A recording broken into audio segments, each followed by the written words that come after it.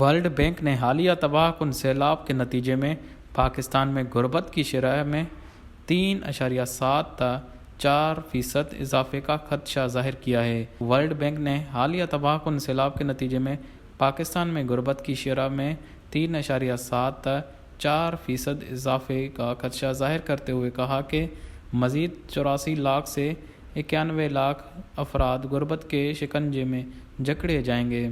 پاکستان کو global warming کی وجہ سے $14.9 ارب سے زائد کا نقصان اٹھانا پڑا ہے، جبکہ ماحول سے متعلق مستقبل کے چیلنجوں سے نمٹنے کے لیے مؤثر اور جامع منصوبہ بندی کی ضرورت ہے۔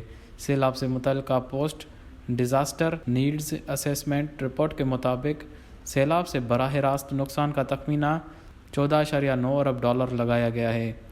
مجموعی معاشی خسارہ $15.2 ارب ہوا ہے، جو معیشت کو ناک آؤٹ کر دینے والا نقصان ہے۔ ورلڈ بینک کی جاری کردہ country climate and development report میں، جو اسی ماہ جاری کی گئی ہے، پاکستان کے بارے میں کہا گیا ہے کہ سیلاب کے بعد بحالی اور مرمت و تعمیر نو کے کاموں پر کم سے کم $16.3 ارب کے اخراجات کا اندازہ لگایا گیا ہے۔ موسمی تبدیلی نے پاکستان کے لیے خطرے کی گھنٹی بجا دی ہے۔